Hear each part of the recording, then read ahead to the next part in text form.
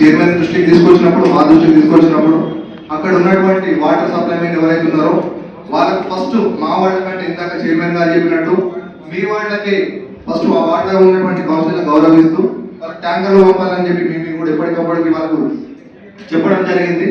ఆ వార్డుకి పంపాలి, ఈ వార్డుకి పంపాలని మాకు ఎమ్మెల్యే గారు చెప్పినటువంటి ఇది కాదు సార్.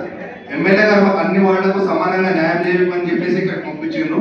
వాళ్ళ సూచనల మేరకు అన్ని వార్డులలో డెవలప్మెంట్ కార్యక్రమాలు ముందుండి మేము ఎమ్మెల్యే గారి సలహాలు సూచనలు తీసుకుంటూ ముందుకెళ్తామని చెప్తున్నాం.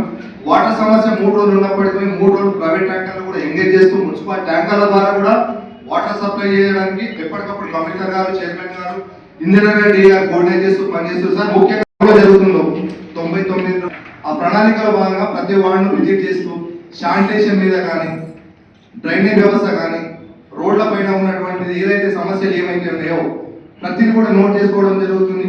ఈ ప్రోగ్రామ్ అయిపోయిన తర్వాత కావాల్సిన నిధులు ఏవైతే ఉన్నాయో టౌన్ డెవలప్మెంట్ కోసం ఎమ్మెల్యే గారి దృష్టికి తీసుకెళ్లి డెవలప్మెంట్ లో భాగంగా మనం ప్రతిరోజు వార్డు తిరుగుతూ